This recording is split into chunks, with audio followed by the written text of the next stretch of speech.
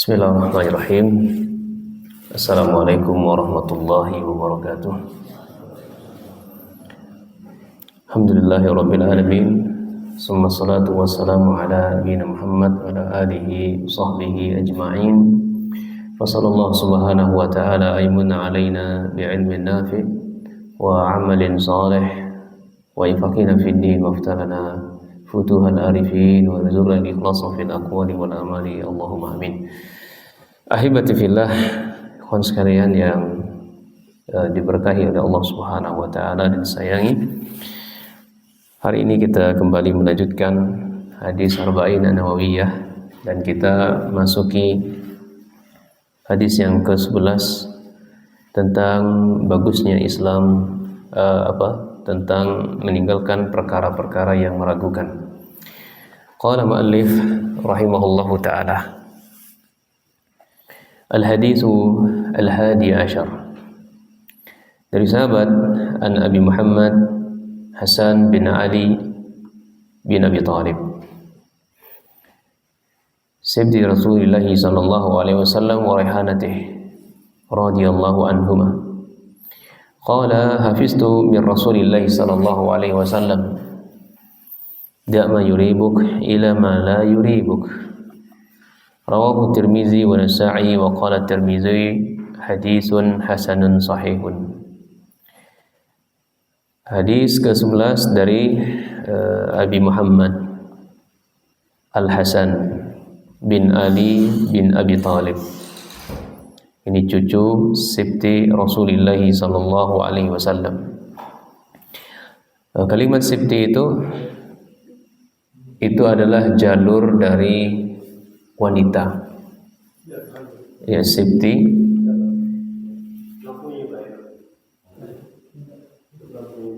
Nah. Mana?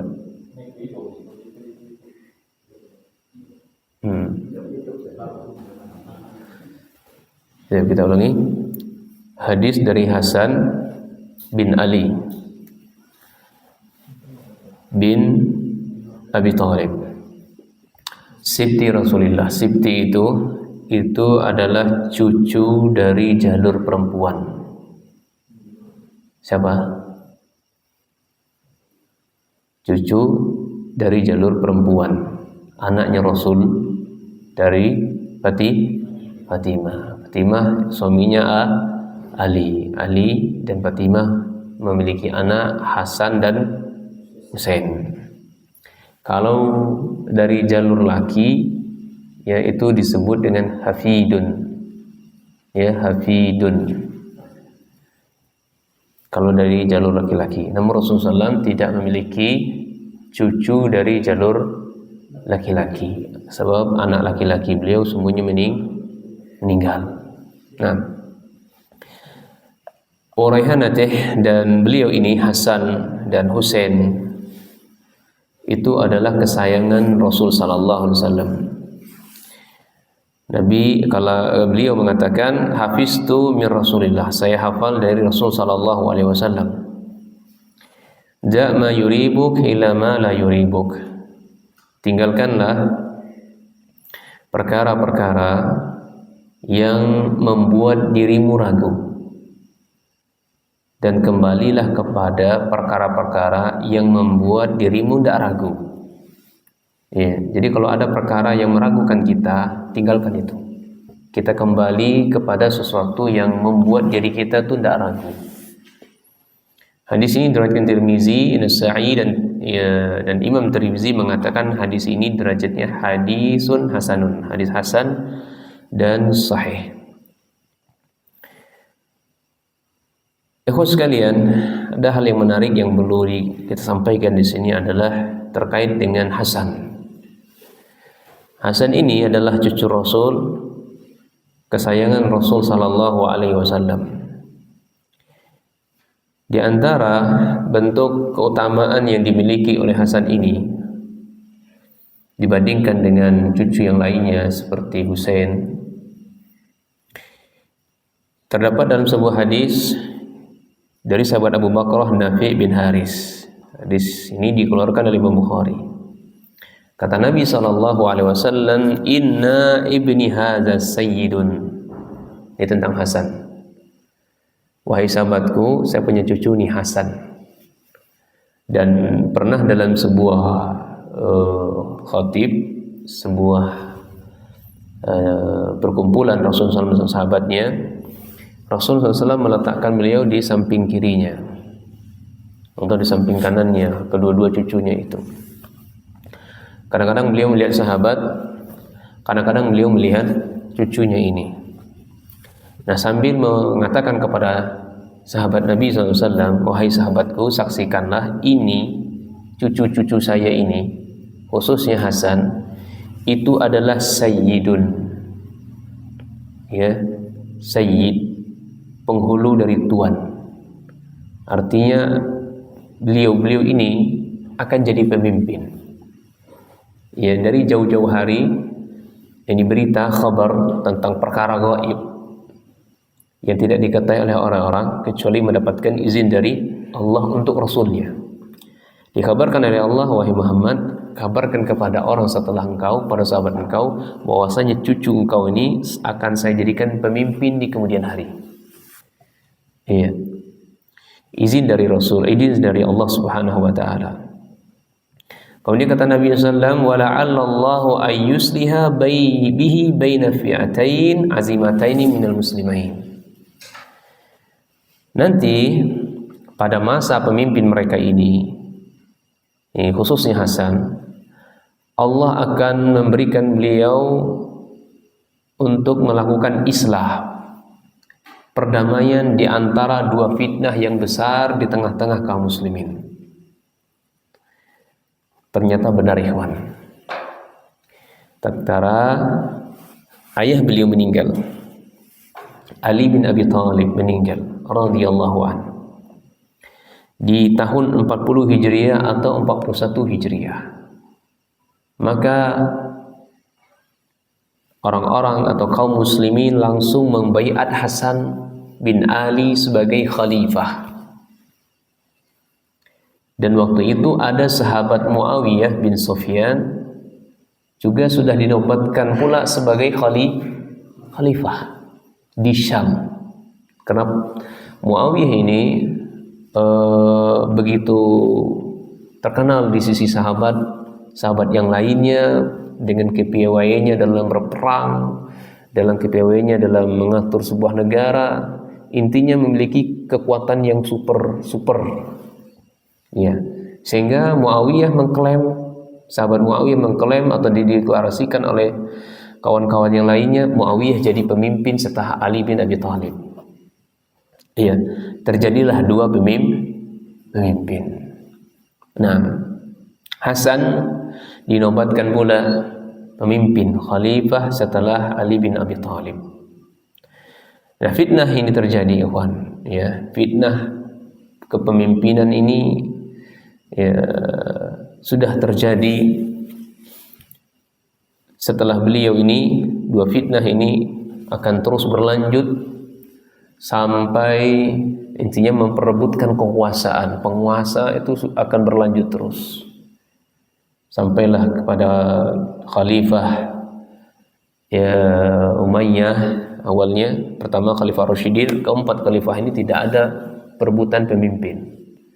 Iya, Khalifah Umayyah, ya, kemudian Khalifah Abbasiyah, kemudian Khalifah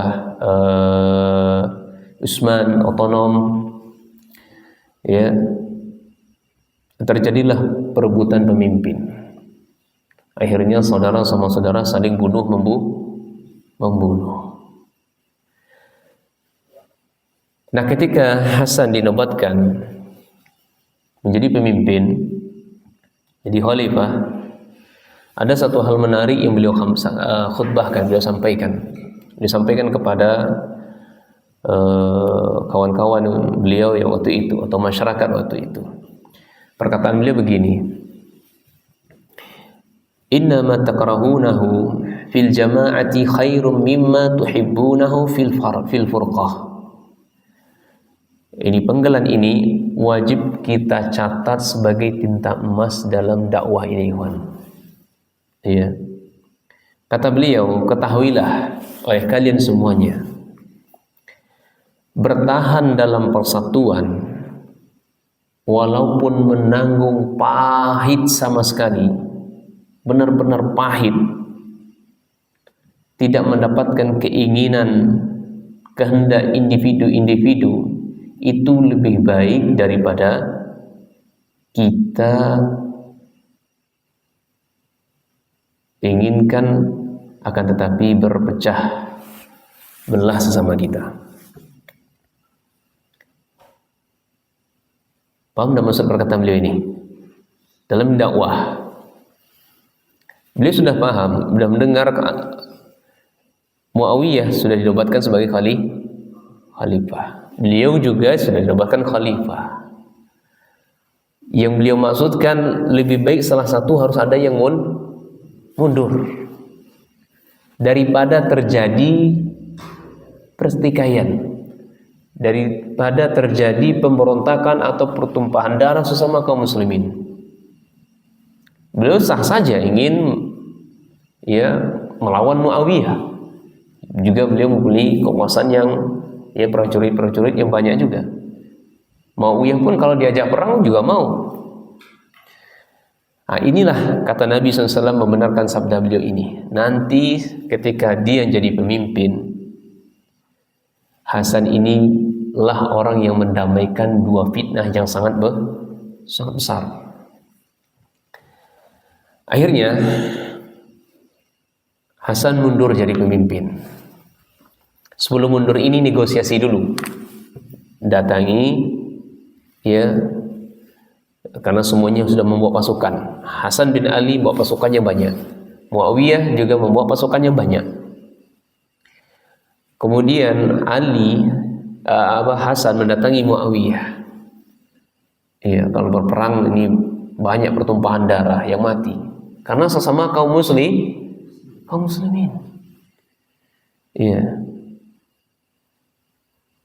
Orang yang membunuh dan yang terbunuh kedua-duanya di neraka. Apabila iza iltaqal muslimain bisayfayhima.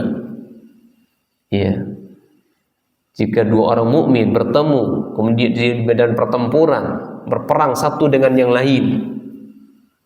Kata Nabi SAW, al-qatil wal maqtul finnar. Orang yang membunuh dan yang terbunuh kedua-duanya di neraka. Hasan paham ini. Dia itu orang muslim, saya merangi dia atas dasar apa? Dia bukan orang kafir. Akhirnya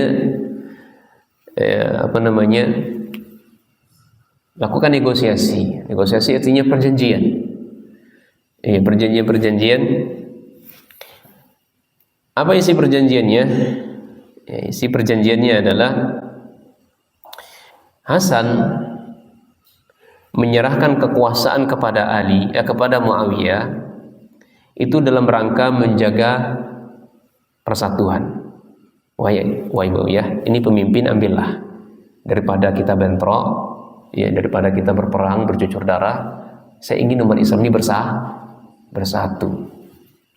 Tidak masalah lah menahan rasa pahitnya, daripada saya menginginkan keinginan saya untuk jadi pemimpin lebih daripada akan tetapi kita berpecah belah, legowo.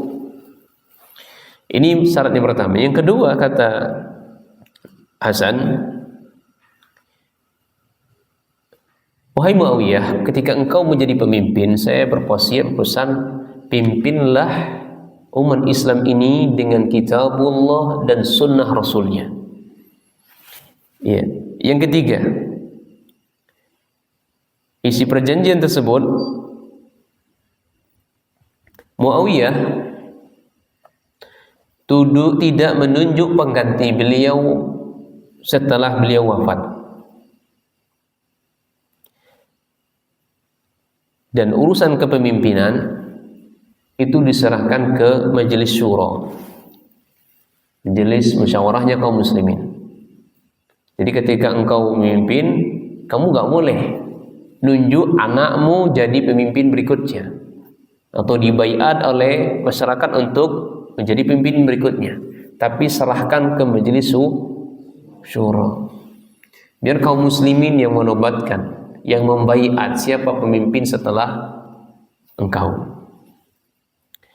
Kemudian poin berikutnya yang keempat, ketika engkau menjadi pemimpin, saya minta jaminan keamanan untuk ahlu bait, ya, untuk ahlu bait Rasul sallallahu alaihi wasallam.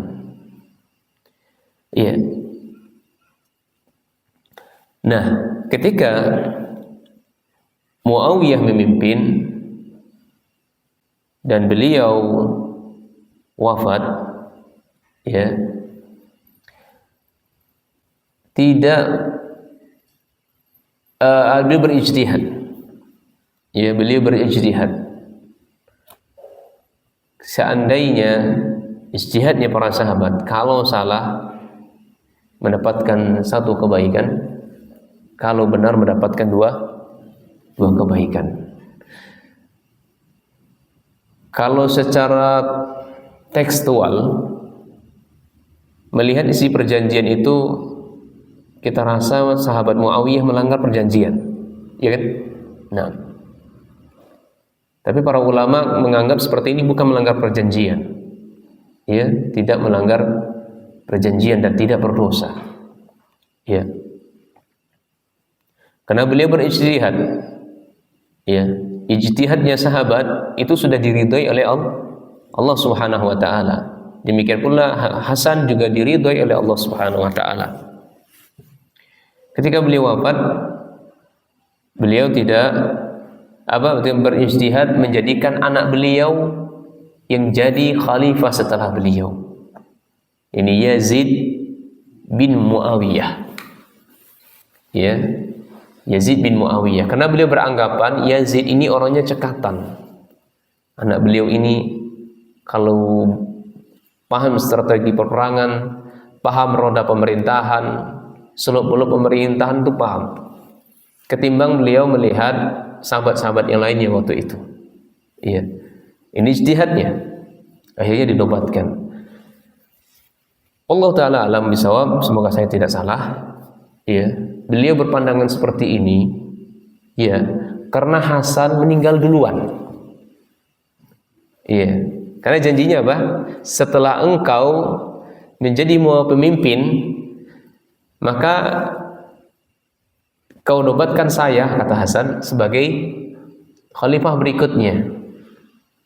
Baru anak cucu keturunan saya, kata Hasan. Nah, Hasan meninggal, Muawiyah masih hidup. Ya, jarak mereka ini lumayan jauh. Ya.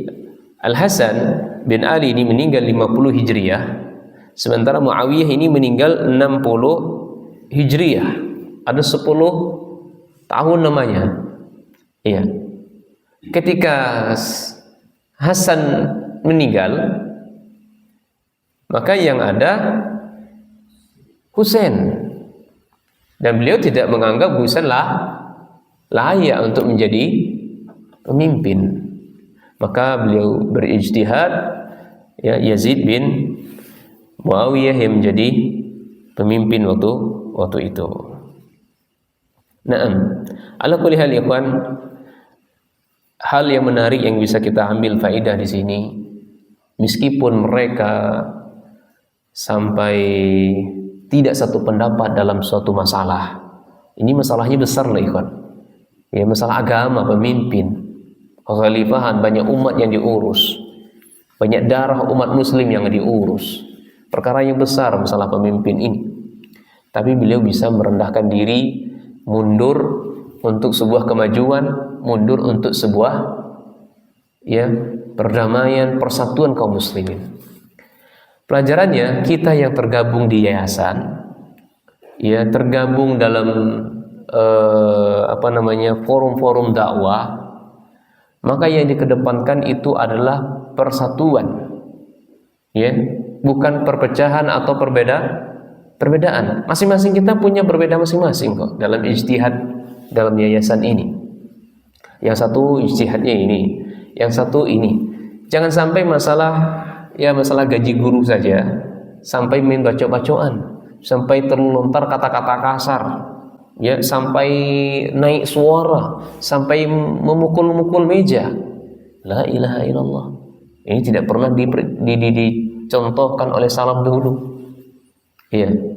Jangan sampai masalah, ya, misalnya gurunya dalam cara ngajarnya nggak pas, nggak mantap misalnya, nggak bagus misalnya. Terus bentrok antara yayasan dengan mudirnya, atau dengan guru-gurunya, atau bahkan yayasan ikut campur dalam urusan pendidikan dan seterusnya. Nah, ini bukan di ranahnya. Serahkan ke masing-masing di antara kita. Ada job desk masing-masing. Ya, maksud saya dalam masalah hal ini, mundur selangkah demi kemajuan, mengalah satu langkah demi kemajuan, itu jauh lebih dicintai, jauh lebih baik ketimbang kita mengedepankan keinginan tapi berpecah belah. Nah, baik, kita lanjutkan hadisnya. Ini sedikit penggalan faidah yang bisa kita ambil dari sirah sahabat Hasan dan Muawiyah bin Sufyan radhiyallahu anhuma. Kata beliau, saya hafal dari hadis Rasul sallallahu alaihi wasallam, tinggalkanlah perkara-perkara yang meragukanmu dan kembalilah kepada perkara-perkara yang membuat dirimu tidak ragu. Hadis ini, ikhwan, dijadikan kaidah fiqhiyah oleh para ulama. Hadis ini dijadikan sandaran hukum, kaidah fiqhiyah dalam para ulama. Kalau kita baca dalam kitab Qawaid Fiqhiyah li Syekh Sa'di, beliau mengatakan tarji'ul ahkam lil yakini fala yuzilu syakka lil yakini. Tarji'u al-ahkam, kembalikan hukum, atau hukum itu dikembalikan kepada sesuatu yang yakin. Dan sesuatu yang ragu itu tidak bisa membatalkan sesuatu yang yakin. Ya, ini kaidahnya. Hukum itu kembali kepada sesuatu yang yakin, dan keraguan tidak bisa menghilangkan atau membatalkan sesuatu yang yakin. Contoh, dia sudah berwudu di rumah. Sampai di sini dia bingung, ragu. Wudu saya atau batal atau tidak ya? Wudu saya batal atau tidak batal? Enggak. Batal? Enggak. Mana yang benar ya? Maka orang yang berilmu, orang yang paham tentang agama Allah ini, dia nggak akan bingung. Kembalikan asalnya. Apa asalnya? Apa asalnya? Dia berwudu. Kecuali kalau dia yakin, oh ya saya batal tadi nyentuh misalnya nyentuh najis misalnya, batal wudunya. Atau kalau di mazhab Syafi'iyah, bersentuhan kulit dengan wanita misalnya, batal wudunya. Nah, ini salah satu contohnya.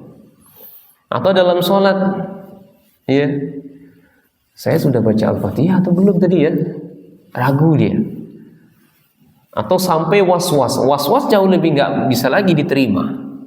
Ya, saya sudah baca Al-Fatihah atau was-was dia. Akhirnya diulang-ulang terus Al-Fatihah. Ini syaitan.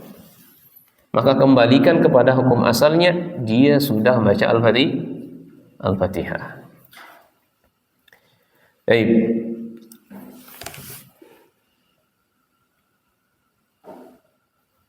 Qala Syekh Abdul Muhsin hafizahullah taala, kata beliau, hadzal haditsu fihi amrun bitarki ma yartabu al-mar'u fihi.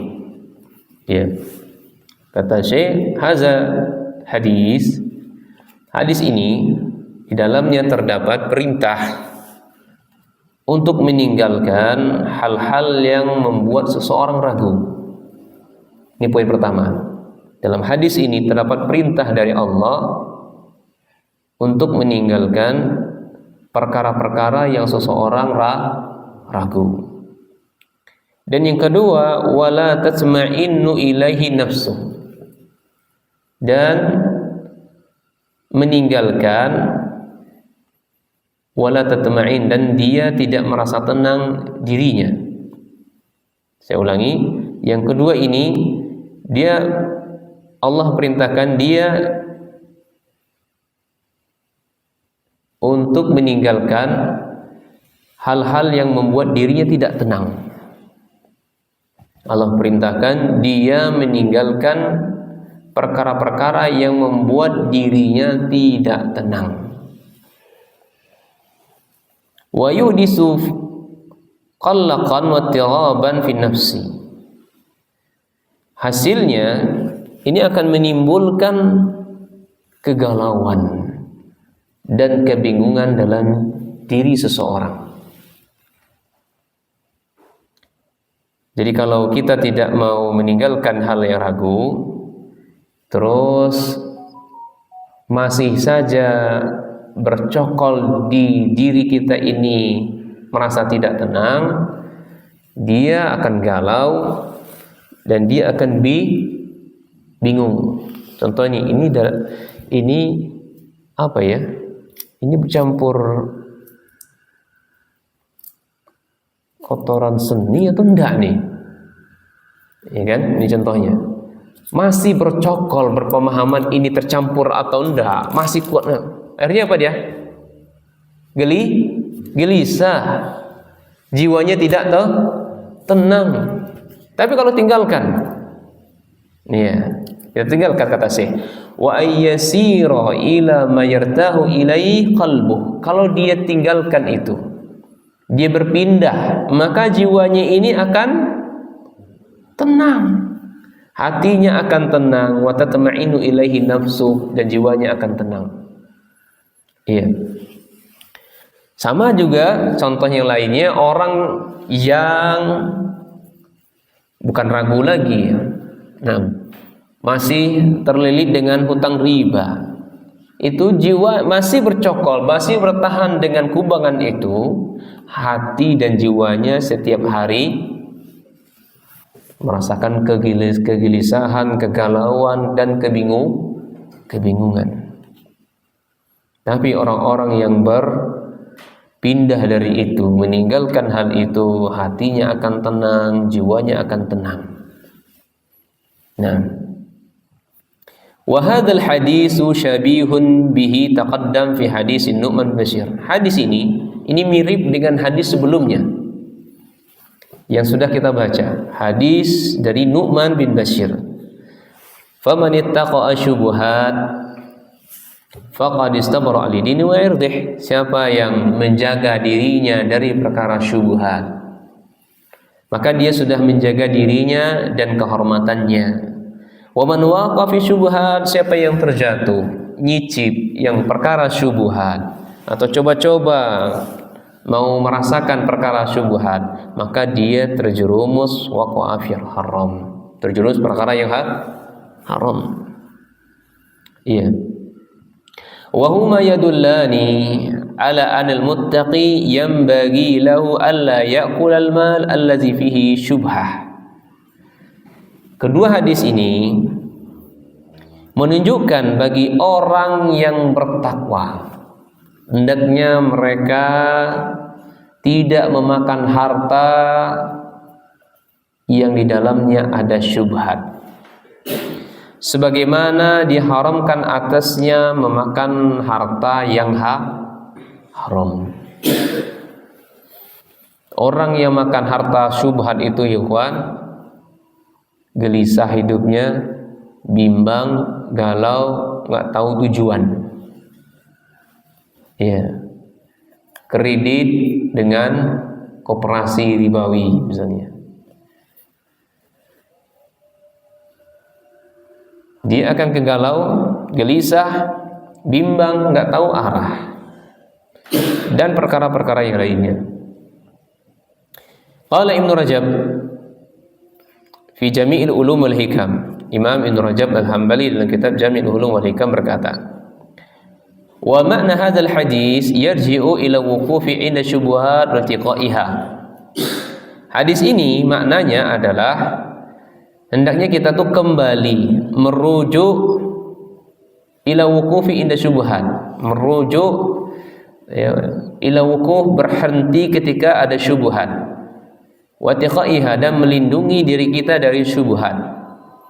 Fa inal halal al mahdhah, karena sesuatu yang halal murni kehalalannya, la yasulu lil mu'min fi qalbi minhu raibun, tidak akan menimbulkan keraguan dalam hati orang mukmin sedikit pun. Halal yang murni, yang dimakan, yang diminum, yang dinikmati oleh seorang mukmin, itu tidak akan menimbulkan keraguan sedikit pun dalam hatinya. Beli mobil jelas kehalalannya, cash saya beli misalnya.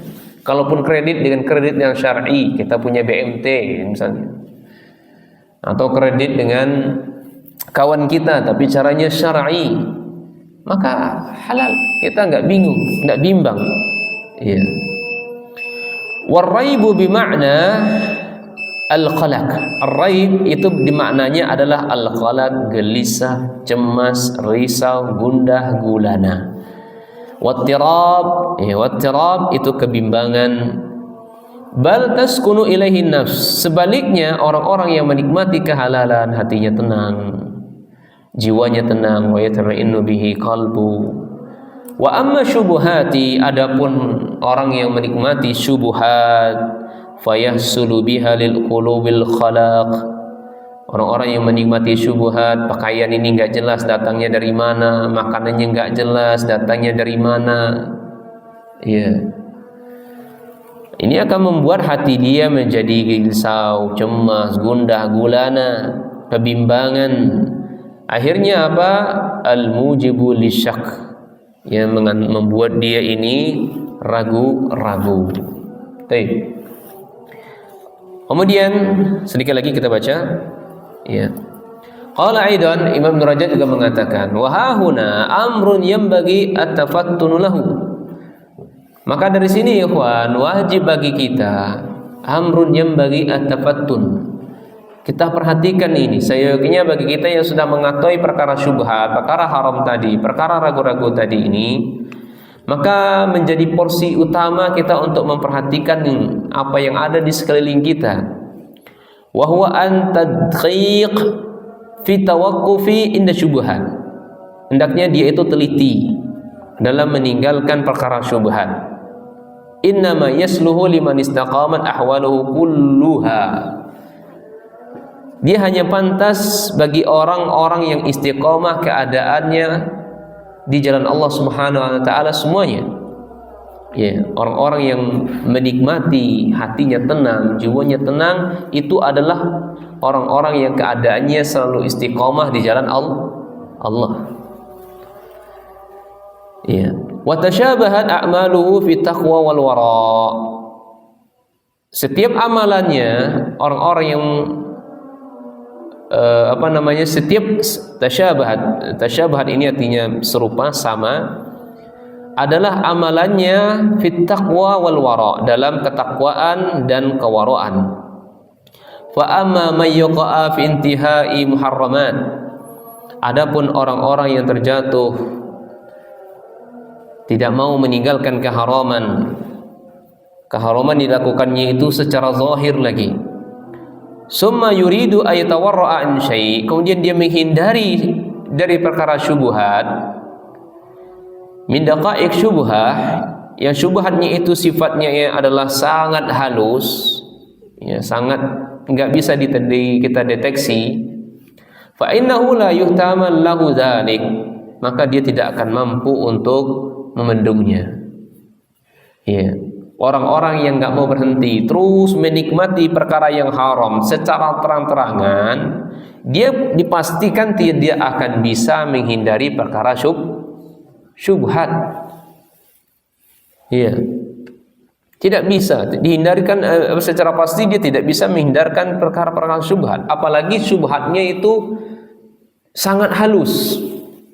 Iya. Dia tidak akan mampu menanggungnya. Bal yungkaru alaih, bahkan dia mengingkari itu. Ya, mengingkarinya. sudah tahu dia kredit dengan bank konvensional itu atau leasing itu haram, tapi tetap aja lakukannya, maka perkara syubhat yang ada di hadapan dia tidak akan bisa memendunginya. Ya. Kama qala Ibnu Umar liman sa'ala an damil ba'ud, sebagaimana perkataan Ibnu Umar kepada orang yang bertanya tentang darahnya nyamuk min ahli Irak, dari Irak. Yas'aluni an damil ba'ud, mereka bertanya kepada saya tentang darahnya nyamuk. Darah nyamuk ini halal atau enggak, atau syubhat darah nyamuk ini, atau nyamuk ini boleh enggak dibunuh, haram atau halal darah nyamuk ini dibunuh. Ini orang Irak. Maka kata Ibnu Umar mengatakan, waqad qatalu Husain. Bagaimana ini? Engkau bertanya darah nyamuk boleh atau tidak dibunuh, tapi Husain dibunuh. Mulia mana nyamuk ketimbang Husain? Bahasa kasarnya gitu. Coba saya tanya sama antum, mulia mana atau tidak katanya? Husain cucunya Rasul, ini nyamuk. Mulia mana? Kok kamu bertanya itu? Ini orang yang sudah, ya kan, membunuh orang lain muslim secara sengaja, haram atau tidak? Haram. Bingung nggak dia menentukan nyamuk ini haram atau halal? Bingung dia. Terjawab sudah. Orang yang terus-terusan menikmati hal yang haram tidak akan bisa menyelesaikan perkara syubhat. Terus selalu menikmati perkara haram tersebut dan juga terjerumus dalam syubhat. Wa sami'tu Nabiyya sallallahu alaihi wasallam, dan aku mendengar Nabi sallallahu alaihi wasallam bersabda, huma Hasan dan Husain raihanataya, keduanya adalah kesayangan saya fid dunya, ketika di dunia. Mimma yustafadu minal hadis, yang bisa kita ambil dari hadis ini adalah meninggalkan perkara-perkara yang membuat kita ragu dan kita mengambil perkara-perkara yang membuat hati kita tenang. Kita minum ini tenang, nyaman atau enggak? Kita pakai pakaian ini buat kita nyaman atau enggak? Ya sudah, kalau enggak nyaman tinggalkan. Ya, mobil yang kita kendarai ini halal atau enggak nih? Ya sudah, kalau enggak nyaman tinggalkan. Kasih aja kepada lembaga-lembaga sosial. Jangan kasih ke pondok pesantren, ya. Jangan kasih pondok pesantren atau ke masjid-masjid, karena itu perkara syubhat. Kasih aja fakir miskin, ya. Atau jual, bangun jalan, bangun sumur-sumur yang bermanfaat untuk umat. Kemudian yang kedua, antar kama yurtabu fih, meninggalkan hal-hal yang kita membuat ragu. Itu fihi rahatul linafs, itu membuat jiwa kita tenang, wasalamatuha fil minal khalaq, dan membuat diri kita selamat dari kegelisahan, kebimbangan, kebingungan dan seterusnya. Wallahu taala alam bisawab. Demikian insyaallah hadis berikutnya kita lanjutkan setelah Isya dengan izin Allah Subhanahu wa taala. Subhanakallahumma bihamdika asyhadu an la ilaha illa anta astaghfiruka wa atubu ilaik. Assalamualaikum warahmatullahi wabarakatuh.